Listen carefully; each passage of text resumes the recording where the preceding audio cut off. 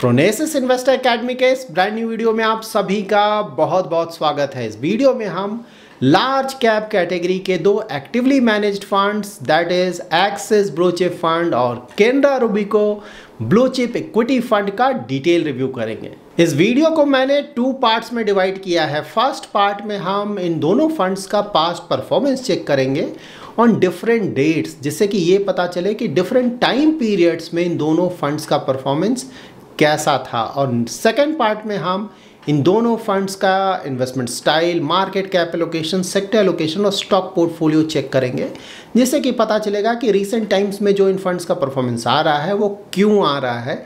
और साथ ही हमें पता चल पाएगा कि फ्यूचर में हम इन दोनों फंड से किस तरह का परफॉर्मेंस एक्सपेक्ट कर सकते हैं।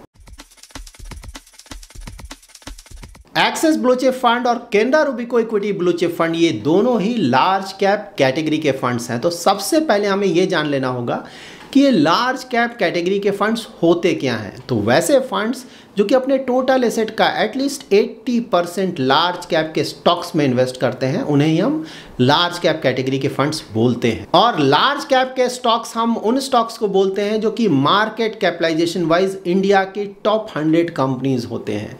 तो ये लार्ज कैप के जो फंड्स हैं वो इंडिया की टॉप कंपनीज में ही अपना इन्वेस्टमेंट करते हैं। इसीलिए इक्विटी इन्वेस्टिंग में हम लार्ज कैप के फंड्स को रिलेटिवली कम रिस्की बोलते हैं, क्योंकि ये बहुत बड़ी कंपनीज में अपना इन्वेस्टमेंट करते हैं। जबकि मिड कैप और स्मॉल कैप के फंड्स को हम ज़्यादा रिस्की फंड्स बोलते हैं, क्योंकि वो रिलेटिवली स्मॉलर कंपनीज में अपना इन्वेस्टमेंट करते हैं। यहाँ पर आप इन दोनों फंड्स का करेंट परफॉर्मेंस चेक कर सकते हैं।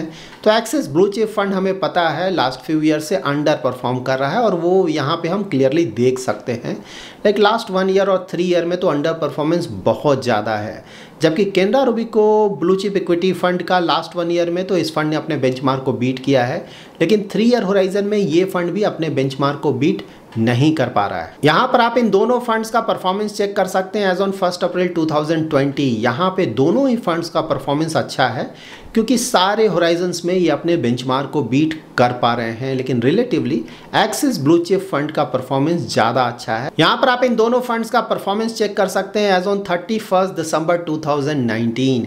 यहाँ पर भी इन दोनों फंड्स का परफॉर्मेंस अच्छा है, सारे होराइजन्स में अपने बेंचमार्क को बीट कर पा रहे हैं। और यहाँ भी relatively axis blue chip fund का परफॉर्मेंस थोड़ा ज़्यादा अच्छा रहा। यहाँ पर आप इन दोनों फंड्स का AUM, expense ratio, equity allocation, portfolio price to earning, annual turnover और फंड मैनेजर डिटेल चेक कर सकते हैं।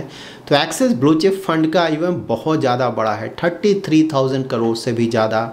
एक्सपेंस रेशियो में कोई खास डिफरेंस नहीं है इन दोनों फंड्स में, जबकि इक्विटी एलोकेशन में बड़ा डिफरेंस है।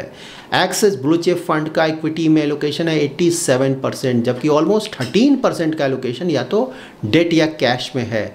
और पोर्टफोलियो प्राइस टू अर्निंग आपको पता है, एक्सिस के funds very high growth companies में अपना इन्वेस्टमेंट करते हैं, इसीलिए इनका पोर्टफोलियो प्राइस टू अर्निंग ज़्यादातर फंड्स का अगर आप चेक करेंगे तो वो काफ़ी ज़्यादा होता है। एक्सिस ब्लू चिप फंड को मैनेज करते हैं मिस्टर श्रेयास देवालकर, जो कि 2016 से इस फंड को मैनेज कर रहे हैं। Canara Robeco blue chip equity fund को 2 फंड मैनेजर्स मैनेज करते हैं, मिस्टर श्रीदत्ता जो कि 2016 से इस फंड को मैनेज कर रहे हैं, और मिस्टर विशाल जो कि इस फंड को 2021 से मैनेज कर रहे हैं। यहाँ पर आप इन दोनों फंड्स का मार्केट कैप एलोकेशन चेक कर सकते हैं।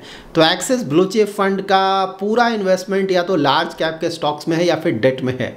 तो लार्ज कैप के स्टॉक्स में इनका इन्वेस्टमेंट ऑलमोस्ट 87% का है। मिड कैप के स्टॉक में सिर्फ 0.17% का एक्सपोजर है, स्मॉल कैप में एक्सपोजर नहीं है। और कैनरा रूबिको ने ऑफ कोर्स लार्ज कैप में बड़ा एक्सपोजर लिया है 90.22%, साथ ही मिड कैप के स्टॉक्स में भी 5.38% का एक्सपोजर लिया। यहाँ पर आप इन दोनों फंड्स का सेक्टर एलोकेशन चेक कर सकते हैं। तो ये दोनों ही फंड्स लार्ज कैप कैटेगरी के फंड्स हैं। तो यहाँ पे लार्ज कैप कैटेगरी का अगर आप इंडेक्स देखें, निफ्टी या फिर सेंसेक्स, तो वहाँ पे वेटेज किसका ज़्यादा है, फाइनेंशियल और टेक का। दैट्स वाई यहाँ पे आपको फाइनेंशियल और टेक के स्टॉक्स में एक्सपोजर काफ़ी ज़्यादा मिल जाएगा।